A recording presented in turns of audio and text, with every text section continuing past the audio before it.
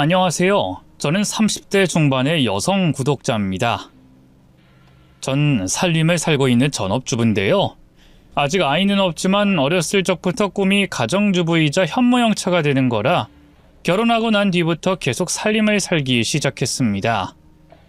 그런데 제가 아직 한창 사회활동을 할 나이에 아이도 없어서 그런지 모르겠지만 가정주부로 지내는 걸 못마땅하게 생각하는 사람들이 많더라고요. 일하지 않고 편히 지내려고 한다는 식으로 생각하면서 말이죠. 그런 시선을 제가 모르지 않고 또 시부모님께서 혹시라도 오해하시지 않게 정말 열심히 살림을 살려고 하고 잠시도 쉬지 않으려고 하는데 제 노력을 가장 가까이에서 보고 인정해줘야 하는 사람이 오히려 저를 무시하고 천대했네요. 바로 제 동서가 되는 사람이 말이죠.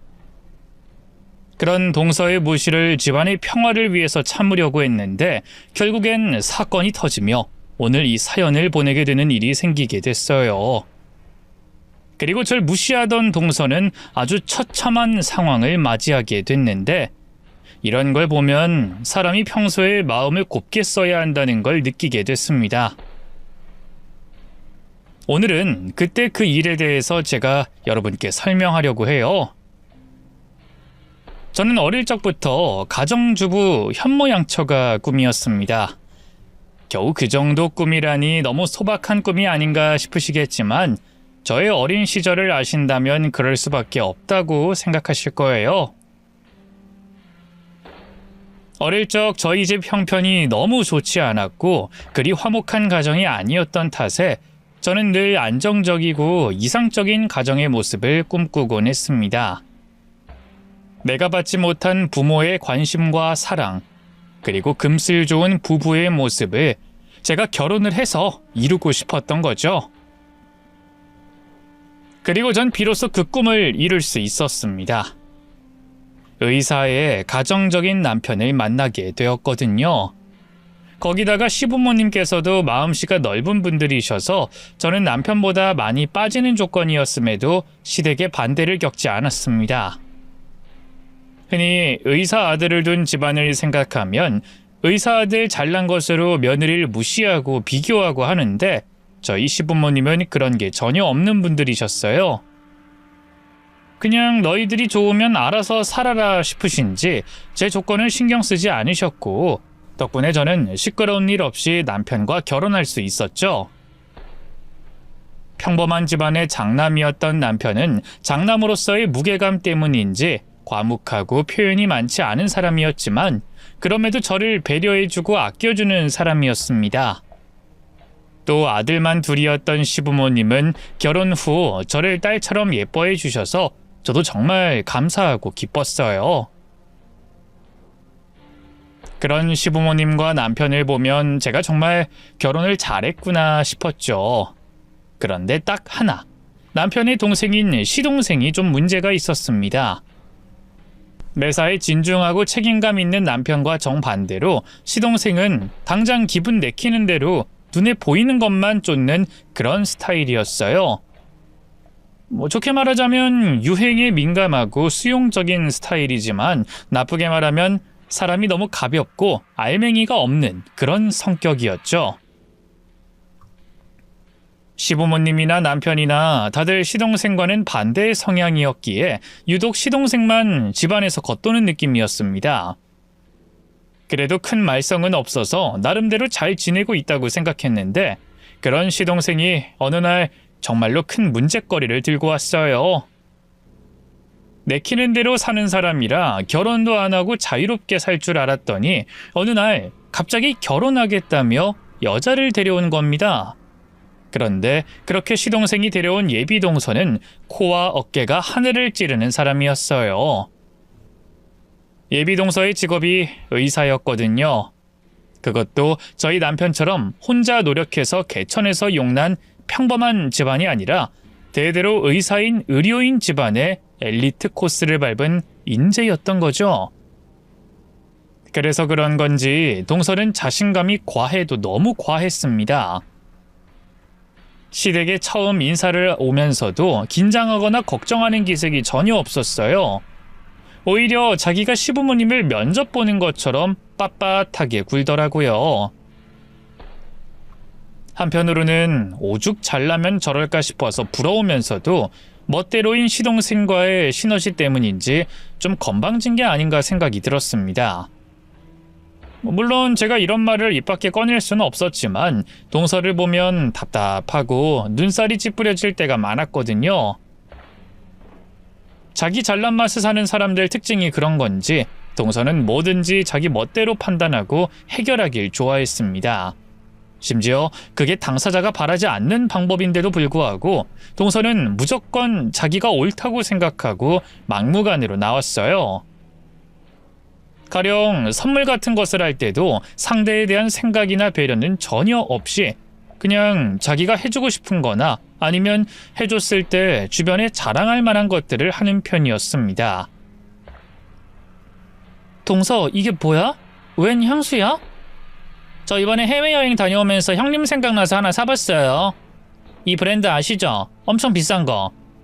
이거 좋은 거니까 잘 쓰세요. 아니, 이거 좋은 건 나도 알지. 근데 난 향수를 안 뿌리는데.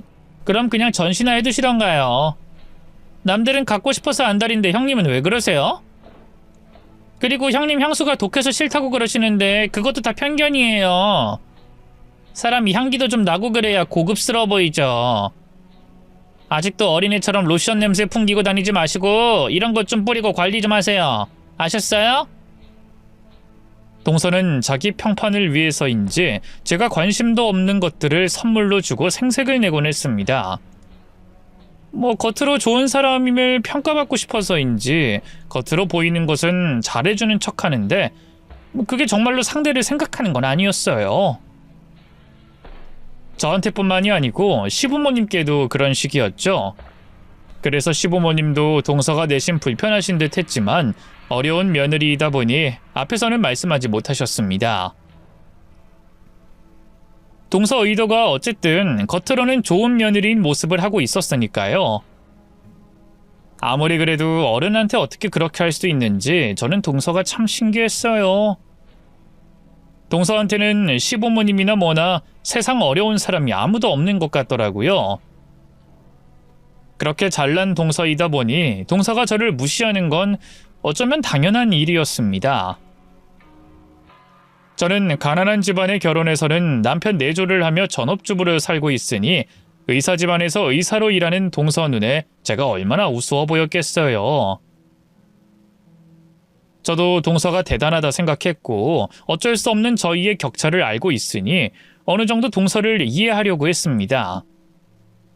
그래도 처음엔 동서가 저를 형님 대접 정도는 해준다고 생각했거든요.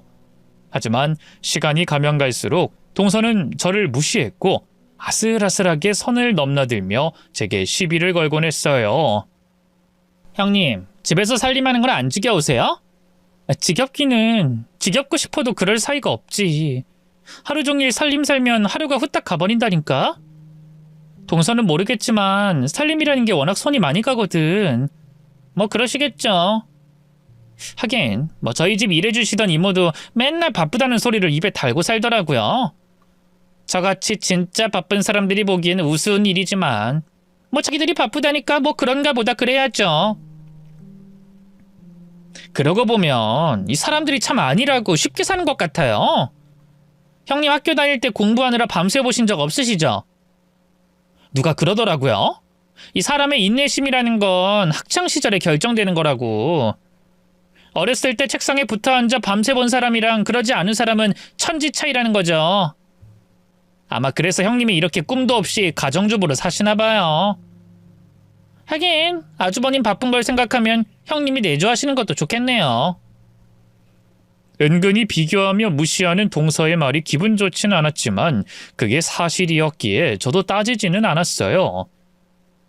그렇게 동서와는 대면대면하며 지내던 어느 날 저는 남편 때문에 고민이 생기게 됐습니다. 개천의 용으로 백도 없고 워낙 묵묵한 성격이라 사교적이지 못했던 남편이 다니던 병원에서 동료 의사들에게 따돌림을 당하고 있던 걸 제가 우연히 알게 되며 그 일로 제가 많이 힘들어했거든요. 능력 있는 남편이 별것도 아닌 걸로 무시를 당하는 게 너무 화가 났고 잘난 것 없는 처가를 둔 탓에 도움받을 구멍이 없는 게 속상했어요. 그래서 남편에게 차라리 병원을 옮기자고 얘기도 해봤지만 과묵한 남편은 별 반응이 없었습니다. 여보, 그러지 말고 그냥 병원 옮기자. 당신이 그렇게 힘들어하면서까지 거기 있어야 할 이유는 없잖아. 됐어. 어딜 가나 똑같이 뭐. 아닐 수도 있잖아. 설마 사람들이 다 그렇게 못됐겠어? 아니 정말 사람들 너무 천박하다. 어떻게 그런 걸로 사람을 따돌리고 무시를 해? 의대 나와서 배울 만큼 배웠다는 사람들이 초등학생들처럼 그렇게 유치하게 나올 수가 있어? 다들 공부만 해서 사회성이 없는 건지 사람을 너무 배려하지 못하잖아. 나는 당신이 그런 취급받으면서 일하는 거 싫어. 당신 혼자 버틸 생각하지 말고 다른 방법을 생각해보자. 응? 그냥 그런 마음고생 정도는 참겠다는 건지 고집스럽게 참으려고만 하더라고요. 하지만 제대로 환자도 볼 수 없게 하는 상황에서 남편이 어떻게 의사 일을 할 수 있겠어요? 표현은 없어도 누구보다 환자들을 생각하는 남편이 그런 상황에서 고통받을 게 분명했습니다. 그래서 답답했던 저는 어떻게든 방법을 찾기 위해 결국 시부모님과 그 일을 상의하려고 했어요. 그래도 저보다는 어른들 말씀을 따르지 않을까 싶기도 했고 시부모님께서 남편을 설득해 주시지 않을까 싶기도 했고 또 저 혼자 고민하는 것보다는 가족들이 머리를 맞대는 게 낫겠다고 생각했거든요. 그렇게 시댁에 찾아가 이야기를 전하는 과정에서 그만 동서까지 남편의 상황을 알게 됐습니다. 그러자 나대기 좋아하는 동서가 부탁하지도 않았는데 자신이 도와주겠다고 먼저 얘기를 꺼내더라고요. 뭐하러 그런 걱정을 하고 계세요? 그냥 병원 옮기시면 되지. 그러니까 그게 쉽지가 않은가 봐. 옮긴다고 그래도 다들 선배니 후배니 엮여 있으니까 옮겨봐야 별로 다른 것도 없을 것 같고 어디 오라는 데가 있어야 가겠지. 형님은 제가 의사인 거 까먹으셨어요? 저희 부모님도 의사인 거 모르세요? 갈 곳이 없으면 만들면 되는 거지 뭐가 문제예요. 전 갈 곳 없으면 저희 아빠 병원으로 오면 되죠. 그게 싫으시면 다른 자리 알아봐 드릴 수도 있고요. 제가 도와드릴게요. 동서의 친정아버지가 의사들 사이에서 영향력도 컸고 대형 병원을 운영하고 있던 터라 아버지의 도움을 받으면 쉽다며 저희 남편에게 좋은 자리를 알선해줬습니다. 솔직히 동서에게 도움을 받을 거라고 생각하지 않았지만 그렇게 도와주니 고맙더라고요. 그 후로 동서가 저한테 어떻게 굴지는 생각조차 못한 채 말이죠. 그렇게 남편 일로 동서에게 신세를 지자 동서는 제게 더 갑질을 하려는지 언젠가부터는 대놓고 선을 넘기 시작했습니다.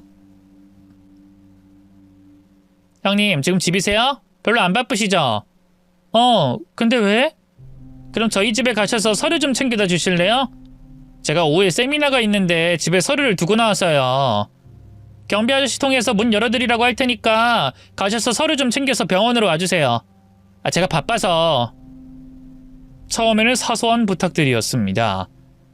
제가 보통 집에 있다 보니 자기 바쁠 때 서류 좀 챙겨달라거나 물건 좀 가져다 달라거나 그런 것들이었죠. 솔직히 저를 노는 사람 취급하고 스스럼 없이 그런 부탁을 한다는 게 내키진 않았지만 저도 동서에게 도움을 받은 입장이니 저도 동서를 돕는 게 당연하다고 생각했어요. 그런데 그런 동서의 태도가 점점 불손해지더니 제가 자기 집 일하는 식모인 것처럼 생각하는지 저한테 말도 안 되는 부탁을 하며 저를 대놓고 무시하기 시작하더라고요. 형님, 오늘 오후에 저희 집에서 손님들 모이기로 했거든요? 가서 집 청소 좀 하고 다과 좀 준비해주세요. 저번처럼 구질구질한 빵 쪼가리 사오지 말고 백화점 식품 코너 가서 과일이랑 케이크 같은 걸로 준비해요. 돈은 내가 나중에 줄 테니까. 금액은 상관하지 말고요. 오늘 오후? 동서, 나 오늘은 바빠서 안 되겠는데 나도 일이 있는데.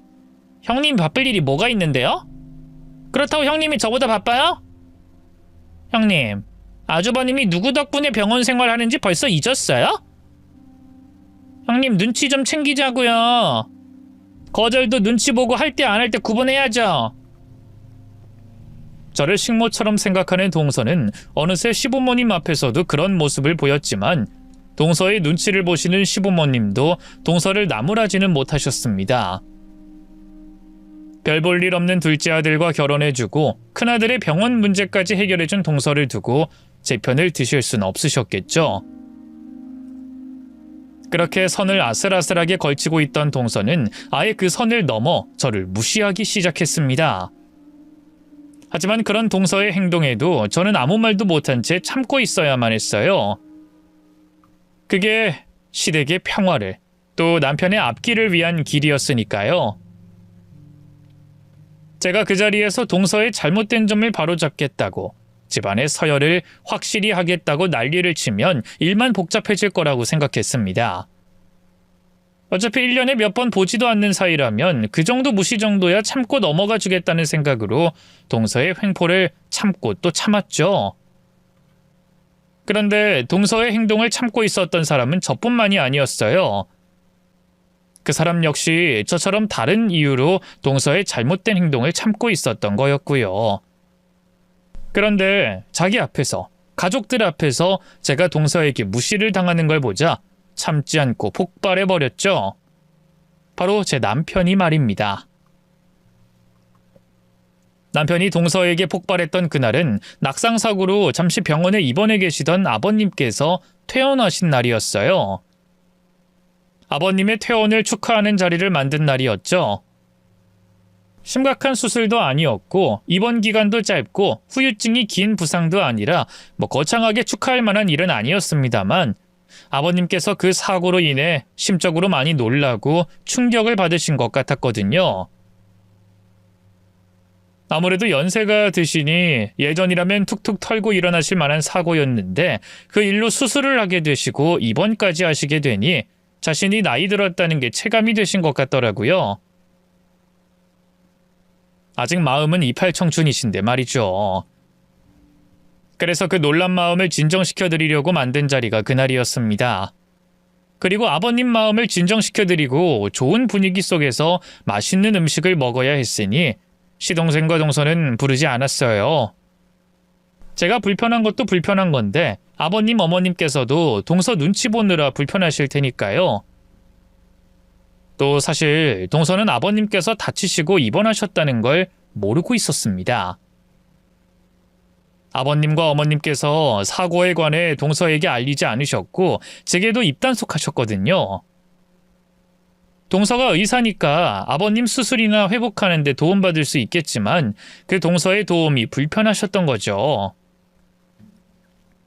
그래서 이번 모임은 시동생과 동서에게 비밀로 하고 저희끼리 즐기는 자리가 됐어요.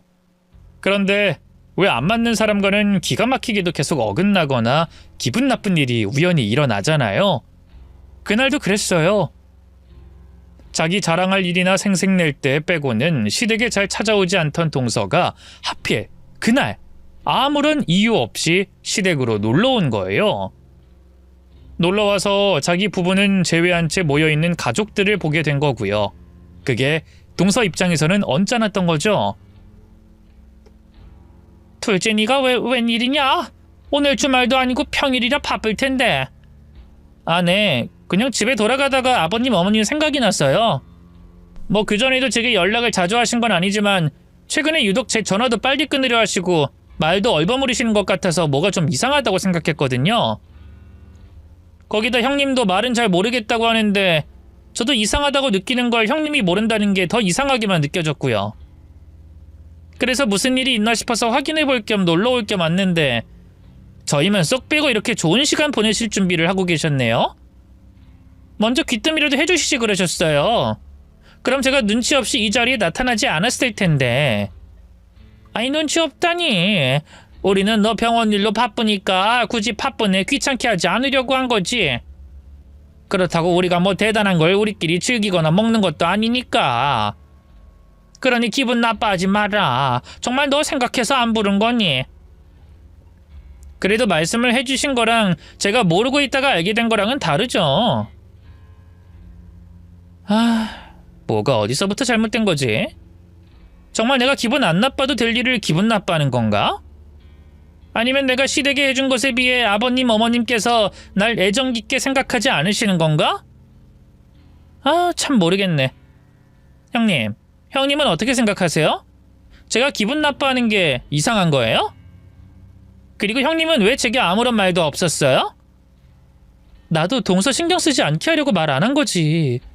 그리고 어쩌다 보니 자리가 커져서 그렇지 오늘 모인 거 별거 아니야. 아버님 빨리 나으시라고 내가 저녁 식사 차린다고 했는데 내가 하다 보니까 요리가 늘어서 뭐 대단한 자리처럼 보이는 것뿐이야. 아, 맞다. 여기 오자마자 묻고 싶었던 건데 아버님 다리는 왜 저러세요? 빨리 나으시라고 만든 자리라는 걸 보면 다치신 것 같은데 왜 저는 저런 일이 있었다는 걸 모르죠? 발을 헛디디셔서 바닥에 떨어지셨다가 다리가 심하게 부서지셨어. 그것도 동서 바쁜데 아버님 신경 쓰겠다고 여기저기 알아보고 신경 쓸까봐 알리지 않았던 거고. 동서 병원 일이 보통 사람 회사 일도 아니고 우리 그이도 의사인데 집안 사람 둘이나 신경 쓰게 할 순 없잖아. 다 동서 위에서 한 일이고 신경 안 쓰게 하려고 하다 생긴 일이니까 너무 기분 나빠하지 마. 나도 기분 나빠지고 싶지 않은데 돌아가는 걸 보면 그렇게가 안 되네요. 도대체 내가 모르는 이 집안의 일들이 얼마나 많은 건지. 지금 저랑 그이만 이 집안에서 겉도는 느낌이에요. 아니다. 느끼는 게 아니라 진짜로 우리만 따돌리는 건가? 아유, 둘째야, 그런 거 아니래도. 정말 피곤하네, 힘들게 하고 싶지 않아서 그런 거래도. 그래, 동서. 우리가 계속 같은 말 하잖아. 그리고 동서가 병원 일로 피곤한 것도 사실이고. 그래요? 뭐 그런 거라면 두 분이 한 말 진짠지 거짓인지 모르겠지만 믿어볼게요. 그럼 이제 나도 이 자리에 껴도 되는 거죠? 그이도 와도 되겠고요. 이쪽으로 바로 퇴근하라고 전화해야 되겠네. 아, 형님, 음식 좀 더 넉넉히 해요. 사람 수가 2명이나 늘었잖아요. 여보. 당신 일 끝나면 아버님 댁으로 와. 어?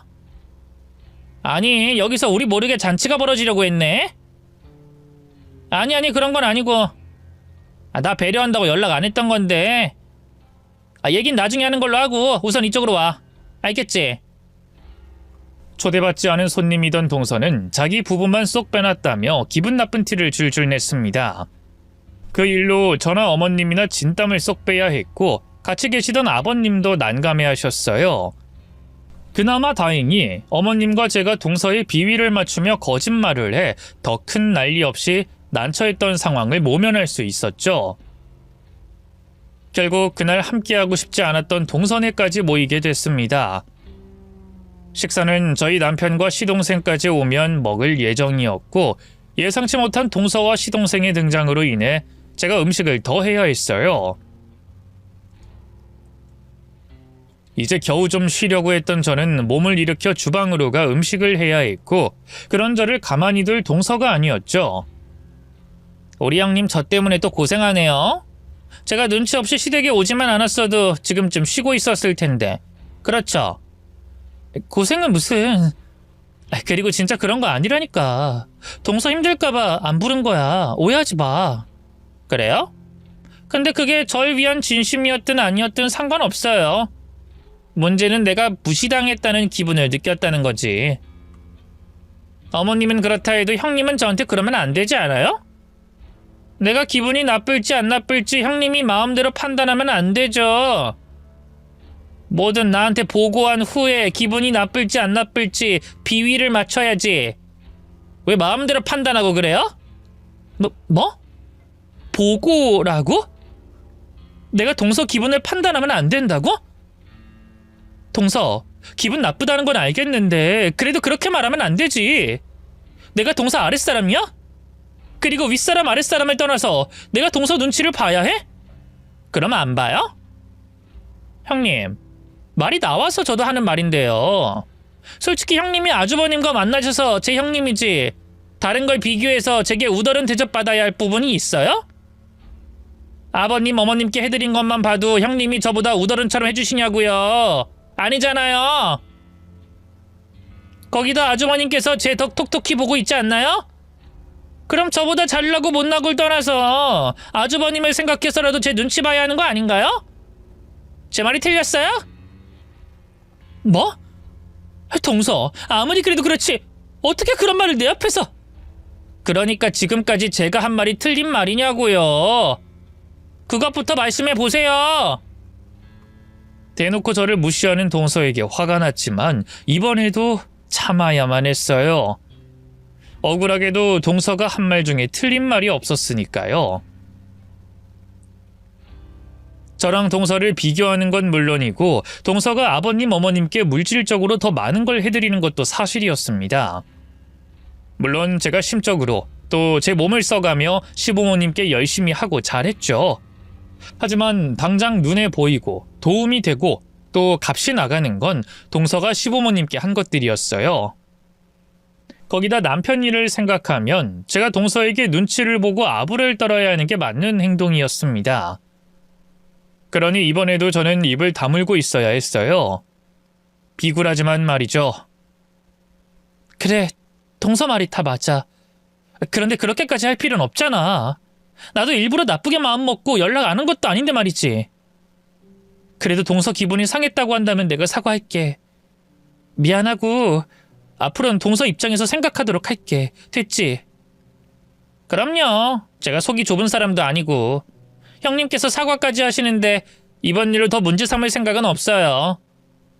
그럼 형님, 음식 맛있게 부탁드려요. 원래 사람이 맛있는 거 먹어야 기분이 풀리고 그러잖아요. 아시겠죠? 응, 그래, 알겠어.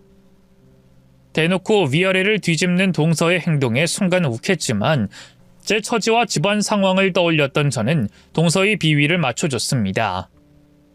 어차피 그날 하루였으니까요.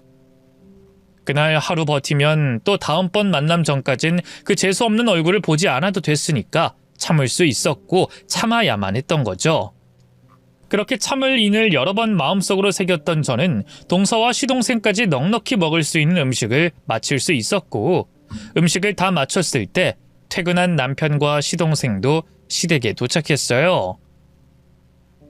평소 표정 변화도 없고 무슨 일이 있든 덤덤한 남편은 예정에 없던 동서와 시동생의 등장에도 별다른 반응이 없었고요.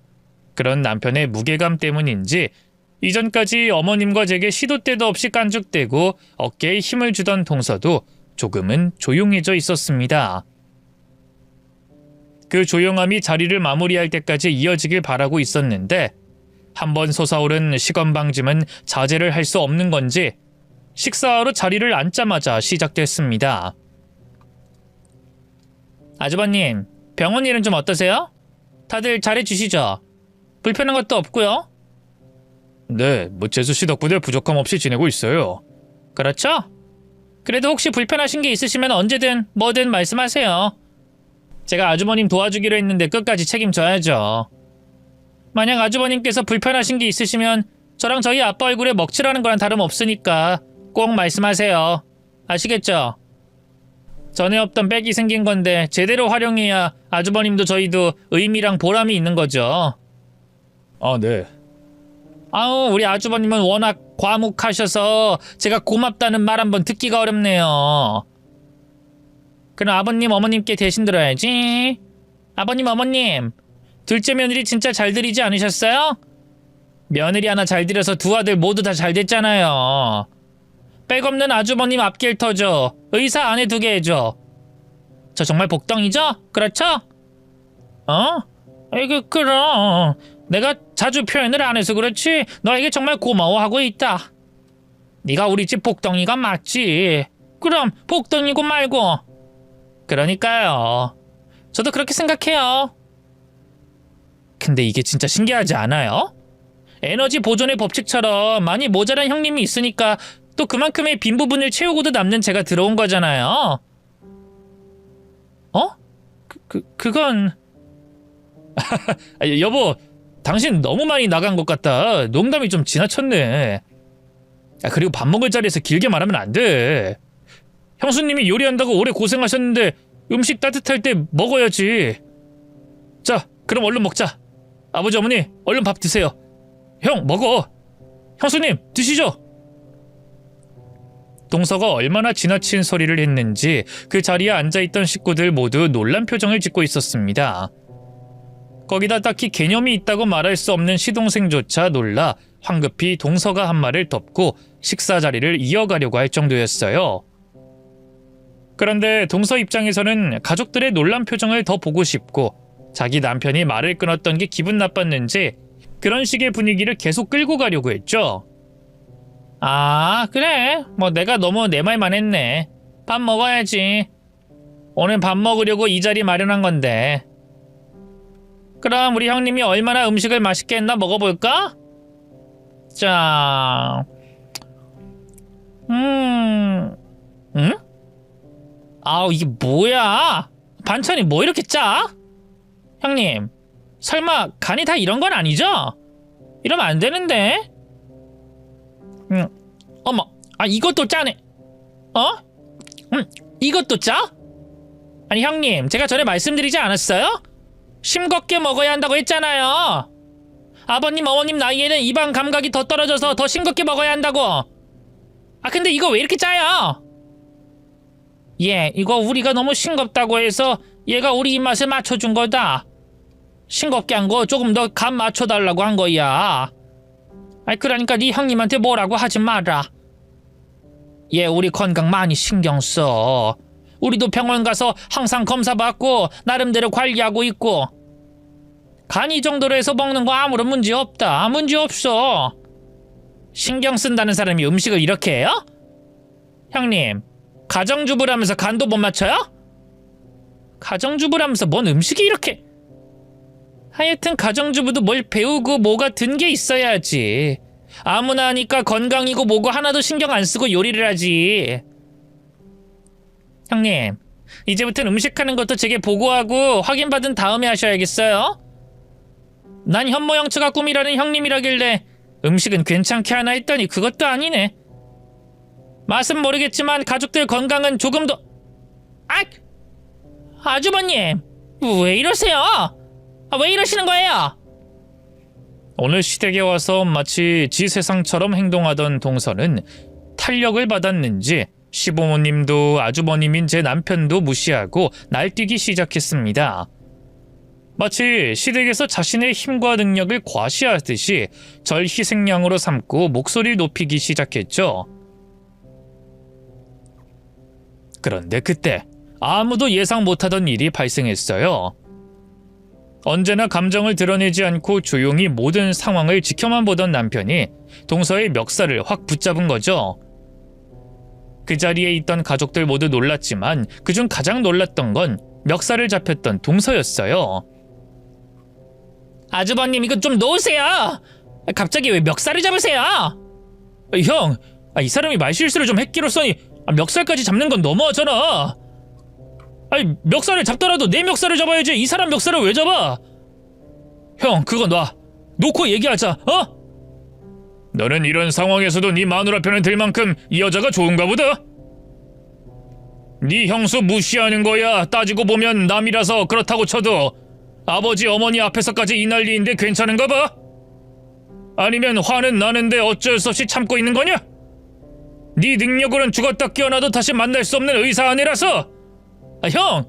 무슨 말을 그렇게 해? 내가 참긴 뭘 참아? 이 사람이 뭘 어떻게 했고? 이 사람이 솔직한 성격이라서 그렇지 못할 만한 건 아니잖아. 그리고 아버지 어머니 앞에서 뭐? 이 사람이 아버지 어머니께 얼마나 잘하는지 몰라? 저기 안마의자, 이 집안에 있는 모든 거, 최근에 다녀온 해외여행 그거 전부 누가 해준 건데? 우리 집안에 이 사람이 얼마나 많이 해줬는데? 근데 뭐? 너 몰라서 나한테 되묻는 거야? 그거 전부 이 여자가 억지로 한 것들 아니야? 이 여자가 아버지 어머니께 해준 거 안 받았다고 해봐. 그거 가지고 기분 나쁘다고 얼마나 악을 쓰고 난리를 쳤겠어? 너도 그럴 거라는 거 모르지 않잖아. 알잖아? 그리고 감히 어디라고 내 앞에서 이 사람을 가지고 장난질이야? 뭐? 음식이 짜? 아버지 어머니가 어째? 재수씨, 아니, 어이 당신! 당신이 언제부터 우리 부모님을 신경 썼다고 난리야? 지금까지 당신이 우리 부모님 신경 써서 며느리 노릇하고 있었어? 당신 만족하고 당신 기분 좋으려고 한 거 아니야? 물질적으로 턱턱해주고 우리 부모님 이 사람 자기 발밑에 두는 게 즐거워서 한 거 아니냐고! 내가 그거 알고도 그동안 선 넘지 않고 있길래 봐주고 있었더니 이제 겁도 없이 막 행동해? 우리 가족 다 졸로 본다고? 야 이승현 너 잘 들어. 그리고 당신도 잘 들어. 우리 집에 너 당신 같은 사람 필요 없거든. 없어도 충분히 부족한 거 없이 행복하게 잘 살거든. 그러니까 꺼져. 아주버님 지금 뭐하는 짓이에요? 진짜 어이가 없어서. 백도 줄도 없어서 어중간하게 떠있는 인간 구해다 자리 잡게 해줬더니 뭐? 꺼져! 당신! 어디 또 백도 줄도 없는 상태로 둥둥 떠다니게 해줘요? 아니면 아예 이 바닥에서 자리 못 잡게 해줄까요? 어디 시골 깡촌에서 의사 노릇하게 만들어봐요? 우리 집안 우리 아빠 알면서 이러는 거예요? 그리고 당신은 도대체 뭐해? 아무리 당신 형이라고 하지만 이런 소리 듣고도 기분 안 나빠? 뭘 가만히 듣고만 있냐고? 가만히 있기는 어이가 없어서 그렇지. 이제부터 말하려고 했어. 형, 이 사람 말처럼 형 앞길 막히고 싶어서 그래? 형이 의사라고 거들먹거릴 수 있는 것도 이 사람 나타나기 전이나 가능한 일이지. 이제 이 집에 이 사람이 있는데 형이 의사라고 뭐가 되는 것 같아? 지금 이 사람 하는 말 안 들려? 형 낙동강 오리알 신세가 되고 싶은 거야? 지금 당장 이 사람한테 사과해. 사과하라고! 너 정말 어지간히 이 여자 꽉 잡고 있어야 하는구나. 이 여자가 우린 물라고는 물겠다. 왜? 뭐 이 사람 옆에서 있으면 네 인생이 좀 편해져서? 아니면 의사 남편이라는 명함이 네 인생 사는데 어깨를 좀 올려주냐? 그럼 내가 궁금해서 그러는데 너 어디까지 참으면서 그 앞잡이 노릇할 수 있냐? 내가 이제부터 말하는 사실도 참으면서 지낼 수 있겠어? 그리고 당신 나보고 뭐 어떻게 하겠다 협박하는데 나 내 인생 내 밥벌이 알아서 할 만큼 돼. 그보다 당신 걱정이나 해야지. 그 대단한 당신 집안 당신 아버지 얼굴에 먹칠하기 일보 직전인데 말이야. 뭐? 그게 무슨 말이에요? 시침이 떼기는. 그래 어디까지 뗄 수 있나 보자. 야 이승현, 네가 그렇게도 붙잡으려고 하는 저 여자 말이야. 너 말고 다른 남자 있는 건 아니야. 뭐? 어디서 헛소리야? 그런 소리 한 번만 더 하면 형이라고 해도 더는 가만 안 둬. 입 조심하라고. 입 조심은 무슨. 야 너 나 몰라? 내가 헛소리나 떠도는 헛소문 내 입으로 뱉을 사람이야? 확인 다 했고 필요하다면 증거도 네 눈앞에 보여줄 테니까 내 질문에 대답이나 해. 저 여자한테 딴 남자 있어도 참고 앞잡이 노릇 할 생각 있냐고? 그것도 한 명이 아닌 여러 명이라고 해도 의사 남편이라는 명함 때문에 참을 수 있어? 참을 수 있냐고? 내가 묻잖아. 대답하라고! 남편 입에서 폭탄 발언이 나왔습니다. 다른 사람이면 모르겠지만 남편 입에서 나온 소리라면 절대 홧김에 또는 이 상황을 유리하게 끌고 가기 위해 거짓말할 사람이 아니었어요. 남편 입에서 동서에게 다른 남자가 있다고 한 순간 그 자리에 있던 가족들 모두 엄청난 사실이 밝혀졌다고 생각했죠. 시동생 역시 마찬가지였지만 그 현실을 믿고 싶지 않은 것처럼 보였습니다. 남편이 묻는 말에 아무런 말도 못하고 식은땀만 삐질삐질 흘렸죠. 시동생 입에서는 그 대답을 듣기 힘들다고 생각했는지 아니면 당사자에게 그 대답을 받고 이 어지러운 상황을 끝낼 생각이었는지 남편은 동서에게 고개를 돌려 물었습니다. 승현이 입에서 대답 나오려면 그쪽 입에서 사실대로 실토해야 될 것 같은데 내 입에서 나오는 것보단 그쪽 입으로 다 말하는 게 낫지 않겠어요? 아주버님 무슨 소리 하는 거예요? 남자라니. 내가요? 말도 안 되는 소리 하고 계시네. 내가 누구랑 바람을 피워요? 세미나나 일 때문에 근무 시간 이외에 동료와 같이 있은 적은 있지만 그런 짓은 한 번도 한 적 없는데요. 그리고 증거요? 도대체 무슨 증거가 있다고 생사람을 잡아요? 아니면 이 일을 어떻게 감당하려고? 이거 아주버님 사고로 끝날 일 아니라는 건 아시죠? 이 여자가 아무리 날 모른다고 하지만 너무 모르네. 지금 여기 분위기도 눈치채지 못하고 말이야. 여기서 내 말 거짓말이라고 생각하는 사람 당신밖에 없어. 그리고 증거? 무슨 증거부터 보여줄까? 아, 후배 의사랑 바람 피운 증거부터 보여줄까? 자, 여기 톡방. 당신 바람 피우는 건 나 말고도 다른 의사들도 다 알아. 다만 쉬쉬하고 있을 뿐이지.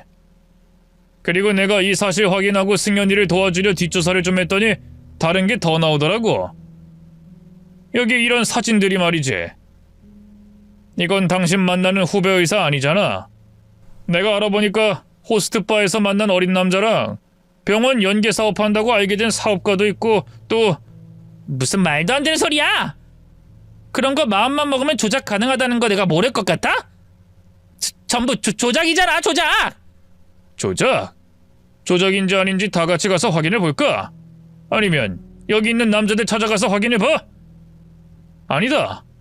귀찮게 뭐하러 우르르 몰려가서 확인을 해.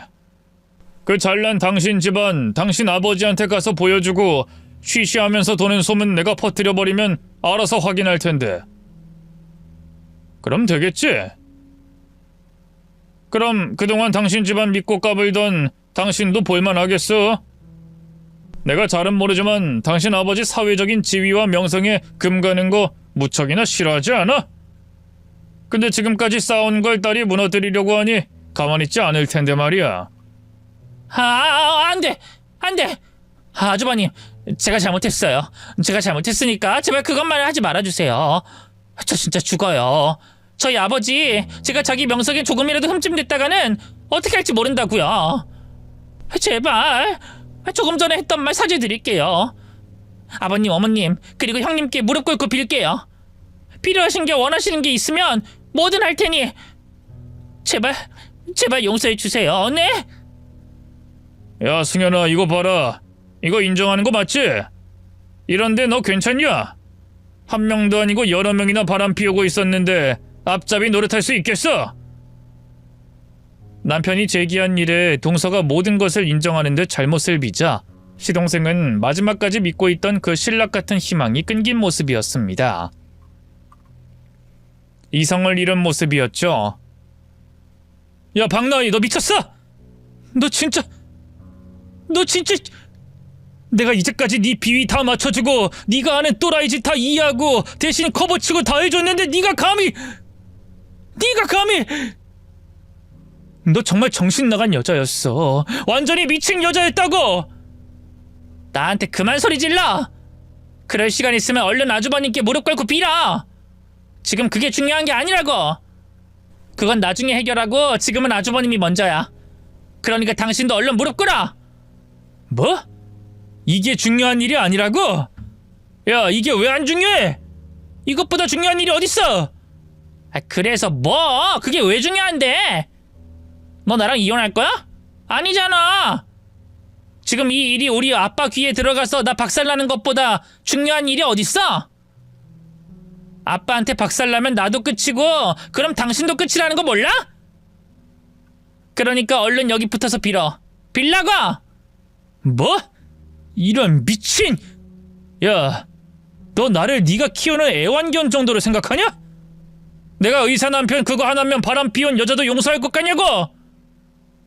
이 정신 나간 년이 정말 끝까지 날 우습게 봐. 이게 정말... 아이! 당신 뭐 하는 거야? 이거 안 나? 나 아니면 별것도 아닌 놈이 어디서 감히... 이게 정말... 야, 너 바람 피운 거 장인어른께 말할 수 있는 사람이 형만 있는 줄 아나 본데 나도 말할 수 있어. 어차피 이혼할 거 너 망하는 꼴 보면서 이혼해야 내 속이라도 시원하지. 뭐? 이 거지 새끼가 이제까지 내 덕분에 잘 먹고 어깨 피고 살았으면 고마운 줄 알아야지. 은혜를 원수로 갚아? 야, 너만 머리 잡을 줄 알아? 너만 때릴 줄 알아?